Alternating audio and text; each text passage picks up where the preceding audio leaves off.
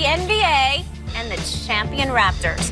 Kawhi Leonard led Toronto to their first NBA title last week, and during the course of that earned Finals MVP honors.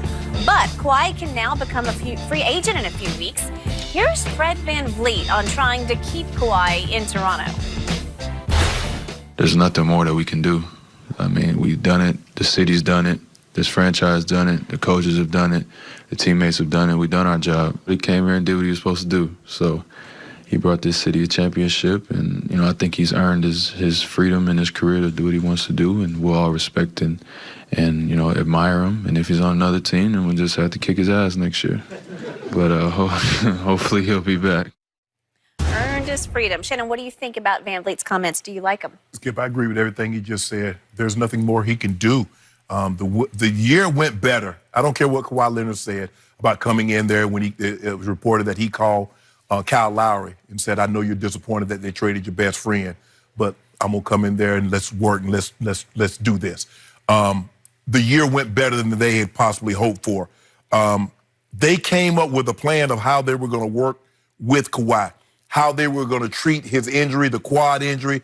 He wasn't going to play back-to-back. Skip, they've given him, as VanVleet mentioned in that soundbite, they've done everything they can do. Kawhi Leonard probably, when they go on the road, he probably has the presidential suite. Whomever he wants to travel on the team plane, be it Uncle Dennis, Aunt Susan, Cousin Mary, they're probably on the plane. They've done everything. His teammates have been more than accommodating. Even when they were wide open and Kawhi didn't pass him the ball, they was like, "That's a great shot, Kawhi." They've been over backwards for him. There's nothing else they can do. As he mentioned, Kawhi's earned the right by bringing this team a title, by being a free agent. He's played out his contract. He's earned the right to do what he's going to do. Skip, but I do believe this, excuse me, winning that title makes it a lot harder. Also, what makes it harder? Turning down 5 years, 191, as opposed to going on the open market, getting 4 years for 140. Now, so that's about $50 million less. Plus the $30 million that he lost from not getting the 215 from San Antonio. So now, Skip, you're looking at a possible $80 million swing. Okay.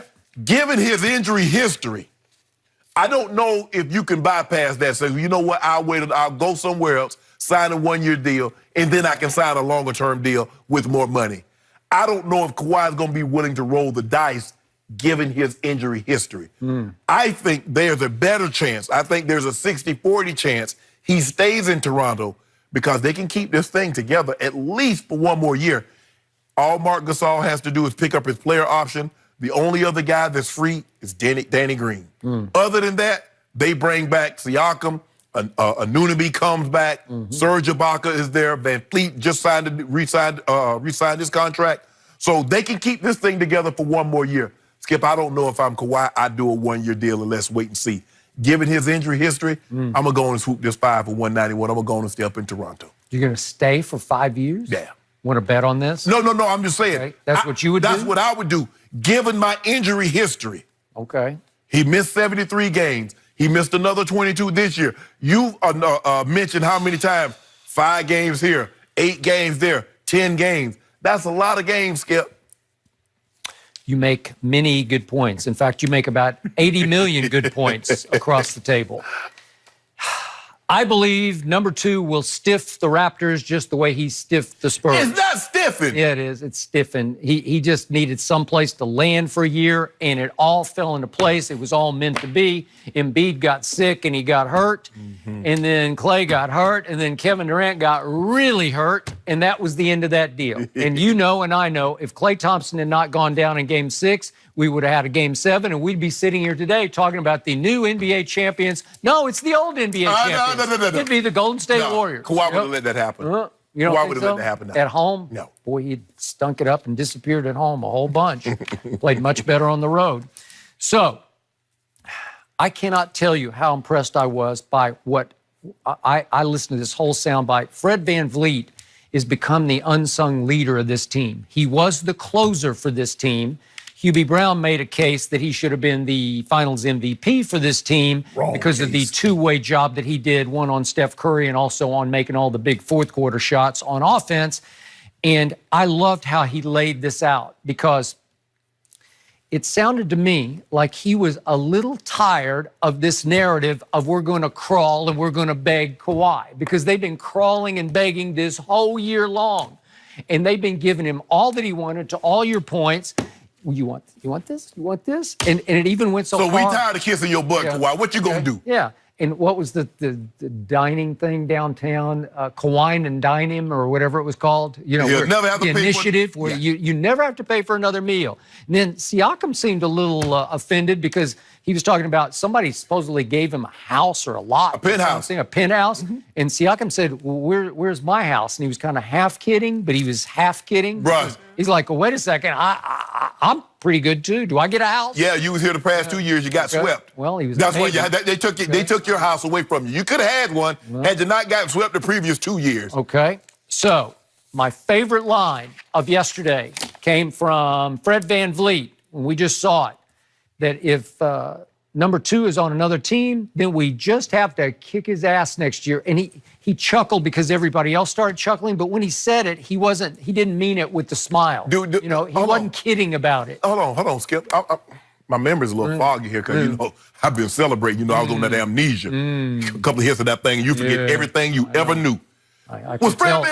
Was Fred VanVleet on those 2 teams that got swept by LeBron? The only team that had a superstar, and they got swept. He was an undrafted free agent and he was in his first 2 years. And guess what? Right? He was an undrafted free agent in year 3. And guess what he would have been? He would have been an undrafted free agent in year 3, not without a title, had they not got Kawhi. You should get mad. See, what you tried to do. Wait, did LeBron James make the playoffs his first 2 years? I can't remember. No, hold on. Tell me that, Skip. I'm foggy because I took some of that amnesia last night. We're going to talk about LeBron a little later. I'm talking about right now, Skip, because what you guys tried to do, y'all tried to jettison him. What you tried to do in your Spurs, y'all tried to send him to Siberia. But what he did was set up shop and found oil. And guess what? He struck it rich. Did he? Yeah, on Jay Clampett. Well, is he going to strike it rich again in Toronto, or is he coming to either L.A. or New York? Because I'm not ruling out where Uncle Dennis lives up in New Jersey, so you got Nets, Knicks. You better not rule out that purple and gold. Okay. Oh, you be sick. Skip, you be sick, Skip. What's he going to do, play for free for the purple and gold? I know he grew up a Laker fan. No. Is that what you're going to do? He get all 23. You get all 23. Yeah. All 23, that's that 23.7, the cap space we got. And we can make some assurances under the table. Well, if he said, I will come if you can get AD to waive his trade kicker, the $4 million, because I want his $4 million. Okay. Then would you do that? Yeah, we do that. Okay. Yeah, because we're going to be happy with that? Yeah, he's going to get 205 clutch next year. client, would he fire his representation over that? He might. Hold on.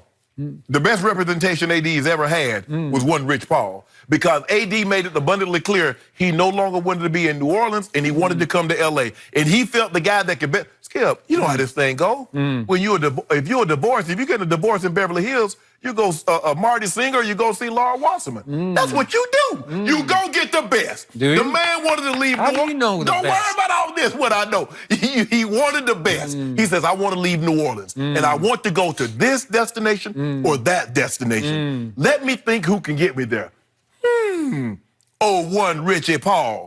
He's small in stature, Skip. But you know what? He's on the cover of Sports Illustrated, hovering all large. And it says Kingmaker, because he made LeBron James everything that he is today. There you go. See, you always trying to sow dissension. Well, that's what it said. But the 5 horsemen, we won't let you come between us. Are you the 5th horseman? Yeah, I'm the 5th one. Really? It's LeBron, Rich, Randy, Mav, and Shannon. The 5 horsemen, we ride tough. Well, great stuff, what did I tell you about crime pays, as in basketball crime? But guess what? It doesn't pay financially for number 2, because now he's going to move for a second time, and his salary is just going to plummet. So maybe he should have stayed in San Antonio. Oh, no, because you didn't want to give him max. You said he wasn't a max player. We're going to have to leave this one here because you guys could go back and forth over this all morning. One other thing that came out of that VanVleet press conference yesterday, turns out he played in those finals with a sprained thumb. Yeah. Possibly going to see a specialist about that. All right, coming up next here on Undisputed, will LeBron and AD become one of the best duos in Lakers history? Yeah. We'll discuss that one up next.